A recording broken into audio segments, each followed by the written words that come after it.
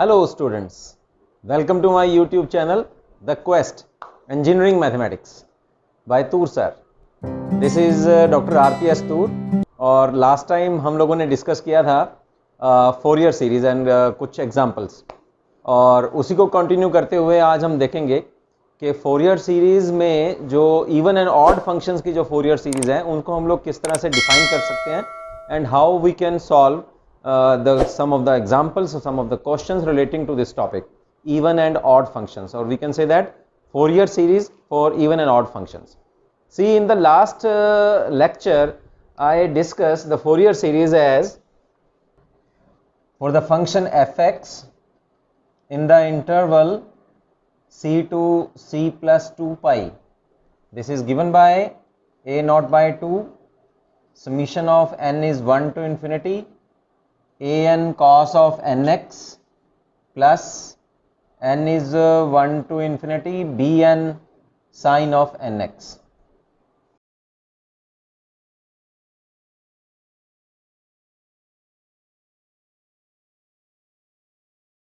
A naught is given by 1 over pi c to c plus 2 pi fx dx.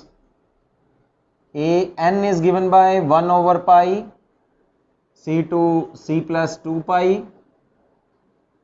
fx cos of nx into dx, and bn is given by c to c plus 2 pi fx sin of nx into dx. अब आज हम लोग हमारा जो topic है that is Fourier series for even and odd functions.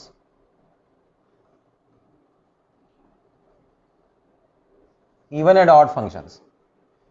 As we already know, in our definite integrals, the value of the function from minus a to a fx dx, if fx here is even function, then value is comes out to be 2 over 2 times 0 to a fx dx, and if fx is odd function minus a to a fx dx, if fx is odd function then this value of definite integral is 0.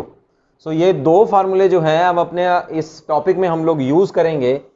तो Fourier series even function को हम लोग define करते हैं, Fourier series for even functions. Let fx be an even function, and for the even function f of minus x is f of xx. A naught by 2, n is 1 to infinity an cos of nx. ये definition बनती है Fourier series की for even functions. Fourier series for odd functions. For odd function f of minus x is minus of fx, and the Fourier series is given by n is 1 to infinity bn sin of nx. लेकिन अब ये हमारी जो पहले वाली definition है, main definition है Fourier series की, उसमें से ये इवन और ऑड फंक्शन की फोरियर सीरीज किस तरह से निकल के आई है या किस तरह से ये डिराइव हुई है, हम ये देखते हैं कि ये पूरी फोरियर सीरीज इस तरह से कैसे बनी. चलिए सबसे पहले ए नॉट निकालते हैं. मैं अब कर रहा हूं इवन फंक्शंस के लिए. ए नॉट इज 1 ओवर पाई और इंटरवल हम लोग ले रहे हैं माइनस पाई टू पाई. ठीक है, so minus pi to pi f x d x. अब हम फंक्शन क्या मान रहे हैं कि ये इवन फंक्शन है, और इवन फंक्शन के लिए मैंने आपको डेफिनेट इंटीग्रल का फॉर्मूला बताया है कि minus pi to pi this function will this integral will become 2 to pi and 0 to pi of fx dx. तो ये a नॉट हमारे पास ये वैल्यू आ गई इवन फंक्शन के लिए. an की अगर मैं वैल्यू निकालूं तो 1 over pi for the same interval minus pi to pi fx cos of nx. अब ये देखते हैं हम लोग कि ये इवन फंक्शन है कि ऑड.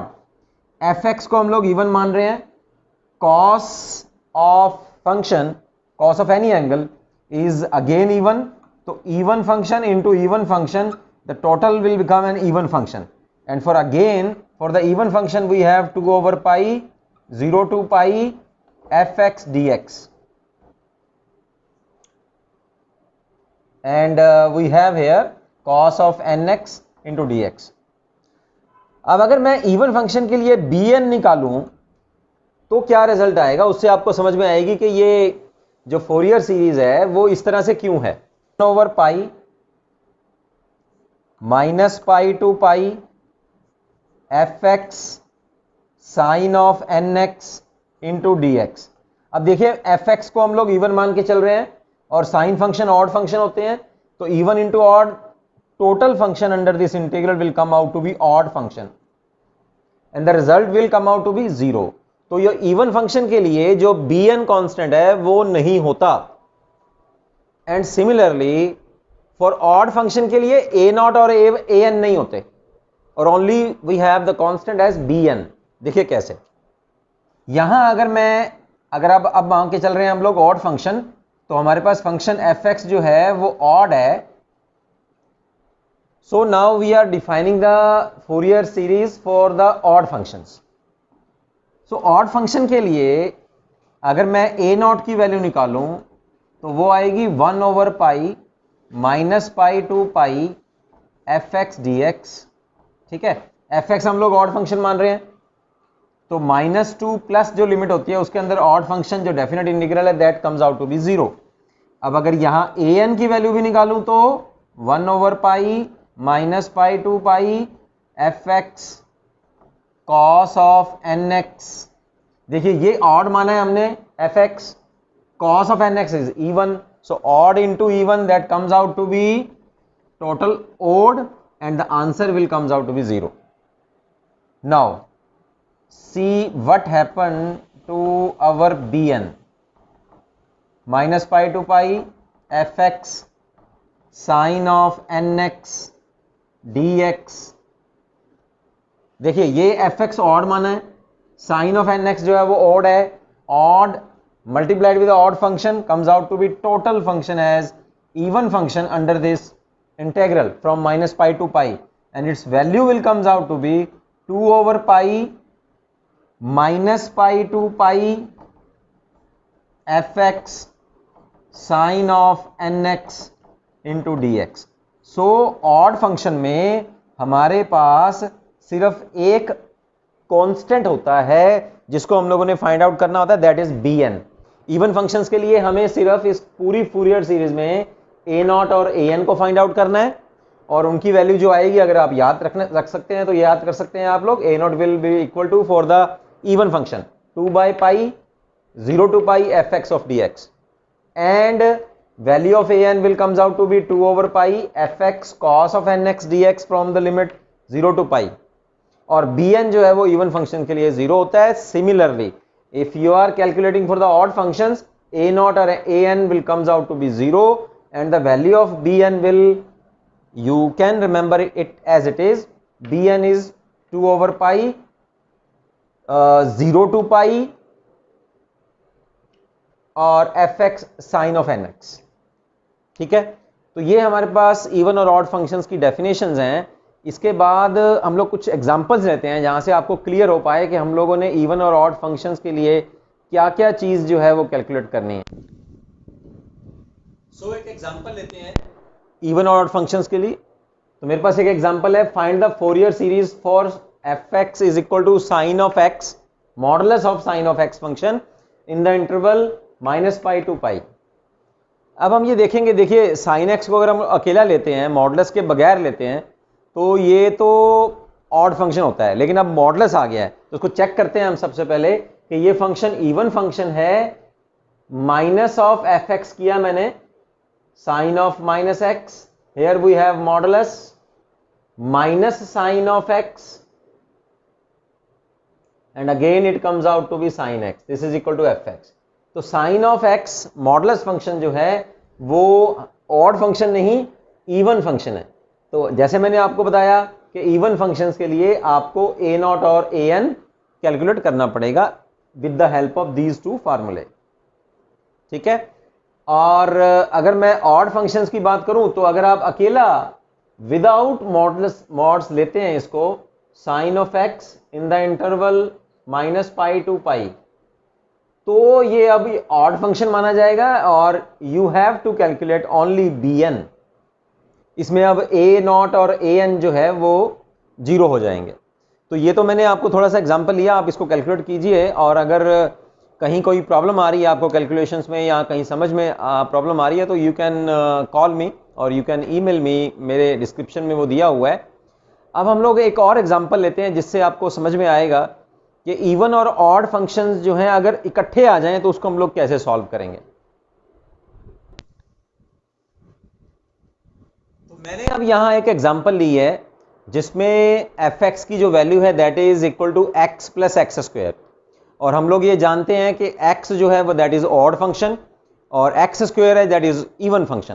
तो यहां मेरे पास एक कॉम्बिनेशन है ऑड और इवन फंक्शन का, तो ये हम लोग वैसे निकालने तो आपको तीनों ही पड़ेंगे, लेकिन x स्क्वायर के लिए आपको दो क्वांटिटी निकालनी पड़ेंगी, दो कांस्टेंट निकालने पड़ेंगे, और x के लिए आपको जो है इसमें एक कांस्टेंट निकालना पड़ेगा। तो मैं पहले पूरी सीरीज इसके लिए लिखता हूं, the Fourier series for given function x plus x square is equal to a0/2 n is 1 to infinity an cos of nx, n is 1 to infinity bn sin of nx। ठीक है, अब अगर मैं इन दोनों को अलग अलग निकालूं तो मुझे सिर्फ x के लिए ये bn निकालना पड़ेगा और एक्स स्क्वायर के लिए फिर ये दोनों चीजें निकालनी पड़ेंगी और फिर दोनों को फिर ऐड करना पड़ेगा। कहने का मतलब क्या है कि अगर आपको ये पता है तो आपको x के लिए तीनों चीजें निकालने की जरूरत नहीं पड़ेगी। ठीक है, क्योंकि x ऑड है तो सिर्फ bn निकाल लीजिए, और एक्स स्क्वायर के लिए भी तीनों चीजें निकालने की जरूरत नहीं पड़ेगी, सिर्फ a0 और an निकालिए, bn की जरूरत नहीं पड़ेगी। तो सबसे पहले हम लोग x के लिए करते हैं इसको। ठीक है, इस तरह से भी हम इसको सॉल्व कर सकते हैं for the function x this value. तो यहां हमें पता है कि जो हम लोग bn निकालते हैं वो निकालेंगे 2/π 0 to π fx sin of nx। Function की वैल्यू भरनी है और जो मैं सिर्फ फंक्शन fx ले रहा हूं इसमें 0 to π x of sin of nx into dx, this will comes out to be, इसका अब हम लोग इंटीग्रेशन करेंगे। इंटीग्रेशन का आपको इंटीग्रेशन बाय पार्ट्स का फॉर्मूला आता होगा, मैं यहां लिख देता हूं, कोई ऐसी बात नहीं है। u and v are two functions, first function is u and second function is v, and we have two product function here, first function as it is, integration of second minus differentiation of first, और ये जो v1 है यानी कि जिसका हम लोगों ने इंटीग्रेशन किया था, अब इसी फंक्शन का इंटीग्रेशन दोबारा से माइनस जिसका हमने फर्स्ट टाइम डिफरेंशिएशन किया था, इसका एक बार और डिफरेंशिएशन, फिर एक बार और इंटीग्रेशन एंड सो ऑन। तो यहां भी बिल्कुल वैसे करेंगे। फिर तो यहां क्या आएगा, फर्स्ट फंक्शन x है as it is, second function जो है वो साइन ऑफ nx है, तो इसका इंटीग्रेशन आएगा cos of nx over minus over n only. ठीक है, माइनस फर्स्ट फंक्शन का डिफरेंशिएशन 1, और ये जो इंटीग्रेशन किया था इसका एक बार और इंटीग्रेशन, cos का इंटीग्रेशन साइन, और नीचे आएगा n स्क्वायर। अब आप यहां इसकी लिमिट पुट करेंगे then you will get your answer. तो यहां मेरे पास आएगा 2/π as it is. First of all मैं पाई यहां लिमिट भरूंगा तो मेरे पास आएगा π/n cos of nπ minus, यहां मैं 0 भरूंगा, 0 into something will come out to be 0। ठीक है, ये आया मेरे पास प्लस, साइन ऑफ nπ भी 0 होता है और साइन 0 भी 0 होता है, तो 0 माइनस 0। अब मेरे पास सिर्फ इसकी वैल्यू बची bn की, pi will cancel out, -2/n into -1/n, as we know that cos of n pi is equal to -1 over n। ठीक है, n इज एन इंटीजर, एन इंटीजर। ये मैंने वैल्यू निकाली है, इसको निकाल के रख लेते हैं हम लोग। This value is of bn and for this function x because this was the odd function. अब अगर मैं इवन फंक्शन की बात करूं for the function x square, तो मुझे पता है कि मुझे ए नॉट और ए एन ही निकालना पड़ेगा, फिर मुझे बी एन निकालने की जरूरत नहीं है।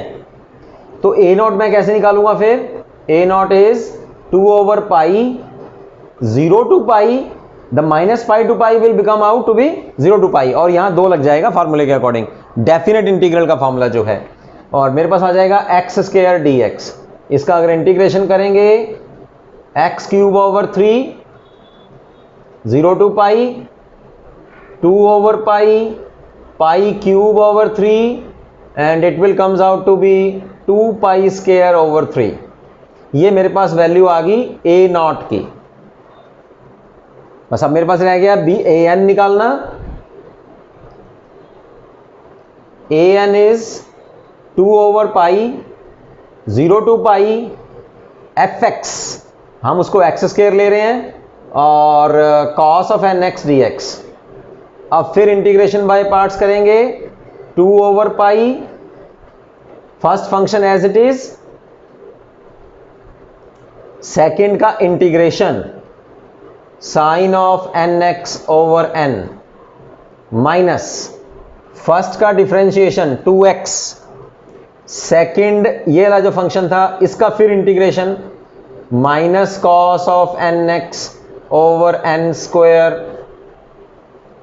फिर जो यहां फर्स्ट फंक्शन आया उसका फिर डिफरेंशिएशन, इसका इंटीग्रेशन किया था, इसका फिर से इंटीग्रेशन एन क्यूब, और मैं टोटल इसमें लिमिट पुट करूंगा 0 टू पाई। तो यहां मेरे पास आ जाएगा 0 to 2 pi as it is.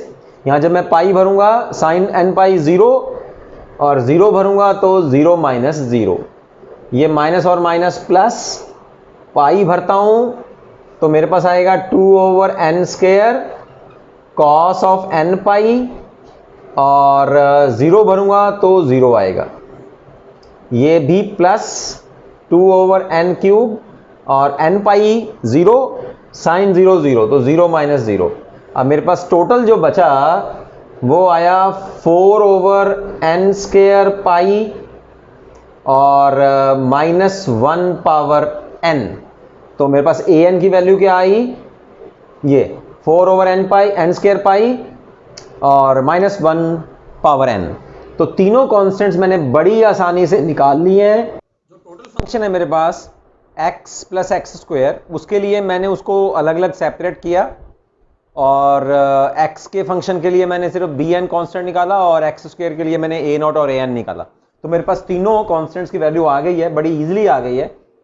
देखिए इसमें क्या था स्टूडेंट्स कि अगर मैं इन दोनों फंक्शन को इकट्ठा लेता तो मेरे को इन दोनों के लिए फिर तीनों फंक्शन अलग, तीनों कॉन्स्टेंट्स अलग निकालने पड़ते। तो मैंने अलग अलग करके जो है वो अपने कांस्टेंट निकालना, जो अपना टाइम जो है वो मैंने बचा लिया। फंक्शन में पुट करिए and we have the Fourier series for the function x plus x square comes out to be pi square over 3। मैंने यहाँ ए नोट की वैल्यू भरी 2 pi square by 3। A N की वैल्यू मैंने put की है 4 over pi n square -1 power n, और B N की वैल्यू मैंने भरी है -2 बाई एन -1 ओवर n। ठीक है, तो मेरे पास ये फोरियर सीरीज आ गई। तो इस तरह से हम लोग इवन और ऑड फंक्शंस के लिए इसको सॉल्व कर सकते हैं। तो स्टूडेंट्स मैंने तीनों कांस्टेंट्स की जो वैल्यू निकालनी है, ए नॉट, ए एन और बी एन।